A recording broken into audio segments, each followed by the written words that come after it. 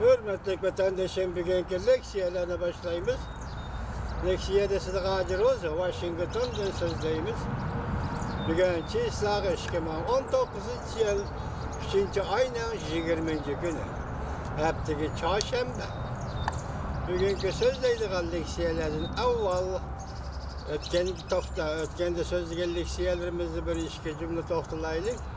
Xitay Ahtaşlıq kitap ilan tuttu.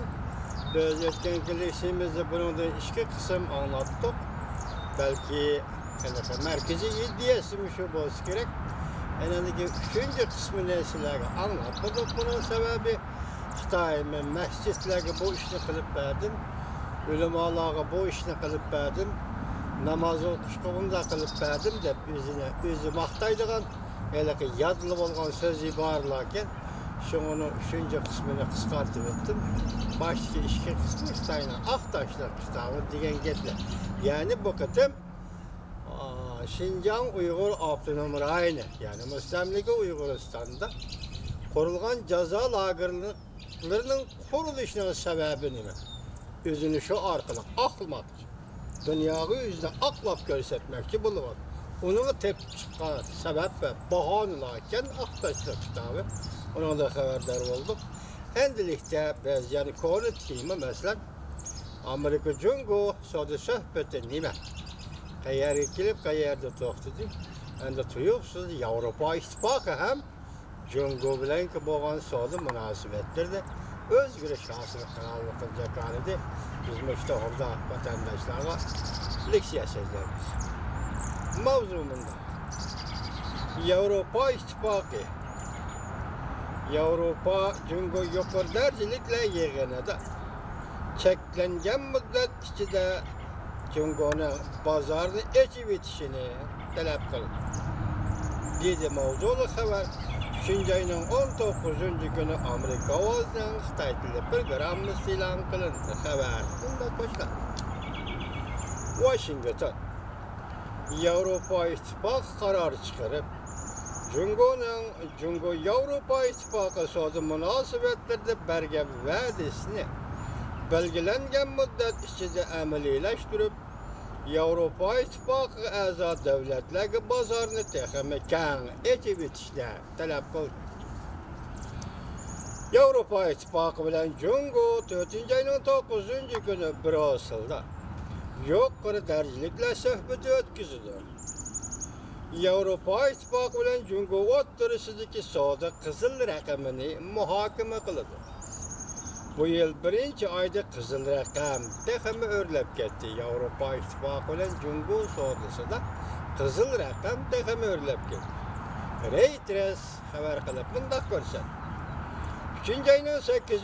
günü muqimlashtirilgan birlashma axborotga asoslanganda Avrupa İttifaqı yuqarı derecelikle söhbetide Beijing tarafından belgilengen müddet içinde pazarını açıp bitişini, soda qorğanlarını bekar qilishini talep qildi. Demek, xuddi mushundaq talep hozir Amerika Qo'shma Shtatlari tarafidan Cungo hukumati qo'yilyapti. Endi bu talep yana shundaq talep bugun Avrupa İttifaqıdan Cungo Xalq Cumhuriyeti hukumati qo'yib.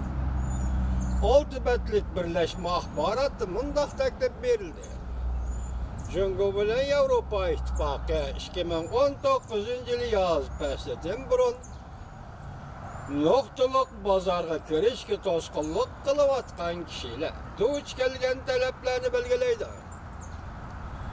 Avrupa İttifaqı bilen Cungo 2020 yılı o'tkazilgan kelar qatimliq yuqori darajaliklar yig'inidan burun bu savdo qorğanlarını derhal bekar qilishdan vaqt chektinisini o'rinlashtirdi. Birleşme axboroti aniq qilib mundaq belgilendi. İki taraf 2020 yıldan burun alayda bir kelishim imzolab, allaqachon 12 yil suhbatlashgan qo'sh taraflik mablag' selishning harakatchanligini ko'paytirdi. Avrupa İttifaqı diplomatları mundaq ko'rsatdi. Bu bir parça birleşme ahbarat Avrupa İttifakı'nın Cumhur'dan narazı bolğanlığına aksiyet durdu. Sebep şu ki Cumhur erkin soğuda yer şarlışkı bergen vəzirlerini əmlileştirilmedi. Çet el şirketlerinin Cumhur'da ihtiyari ticaret kılışını halimidi. Aksice Cumhur'un şirketleri Avrupa İttifakı'nın geçip etilgen bazarından toluk faydalandı. Şunlaşkı Avrupa İttifakı 3. ayının 21. günüdeki yığında gerçi Anglia'nın Avrupa İttifakı'nın ayrılışını muhakeme kılsın mı? Lekin şundakla Avrupa İttifakı'nın Cumhur siyasetini muhakeme kılır. Yok oğlum ben çıkışım kılık kilidi denmişim başında. Teyve, teyve. Teyve.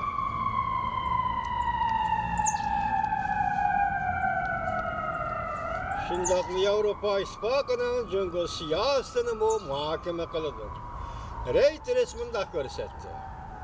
Bu muhakeme Avrupa İttifakı köp yıllardan beri Cumhur siyasetini muhakeme kılgan bir yıl bolup hesaplandı. Cumhur siyasetini muhakeme kılgan yığın bolup hesaplandı. Avrupa Komiteti ötkəpti Cumhur'un besimlik rakip dep atadı. Yani besim işletmeci rakip dep atadı. Ve Avrupa İttifakı'nın Cumhur'da hamakat meydan kaldırışına müracaat kıldı. Hazır bir yolsuzlu ziyarette bulup atkan Cumhur Taşkı İşler Ministeri Wang Yi. Haftanın birinci günü Avrupa İttifakı diplomatiya ve bexatarlik büyücü yukarı derecelik vekili Magulni. Xitayca aldım bunu, İngilizce ismini vermekti. Bilen söhbet ötküzdü. Söhbetten keyin Ministeri Wang Yi muhbirlarga mundaq dedi. Avrupa İttifakı bilen Cumhur'un rekabetleşten qaraganda satlangılı bolmaydı. Avrupa İttifakı bilen Cumhur'un rekabetleşinden qaraganda satlangılı bolmaydı. Lekin Cumhur Avrupa İttifakı bilen qo'sh tarafdagi g'alaba qilishni ve hamkorlashni umid qiladi. Lekin Cumhur Avrupa İttifakı bilen qo'sh tarafdagi g'alaba qilishni ve hamkorlashni umid qiladi. Bu Cumhurning Amerikaga davatgan siyosati shu, hozir endi Avropaga davatgan siyosati shu. Qatmal belgilengan siyaset, o'zgarmaydigan siyaset. Minister Wang Yi yana mundaq ko'rsatdi. Amerikaning Huawei şirketiga bergan ogohlantirishlarning asosi yo'q. Qo'llashga erishalmaydi. Avrupa İttifakı Komitetining raisi Rak. Xitoycha Runko debdi, men Rak dedim ne? Avrupa icraiya raisi Tasik. Cumhur'un vaziri Li Keqiang bilan 4. ayning 9. günü Brüssel'da Avrupa İttifakı Cumhur yuqori darajaliklar suhbati o'tkazdi. Buningdan burun Cumhur'un raisi Xi Jinping İtalya ve Fransiyani ziyorat qildi.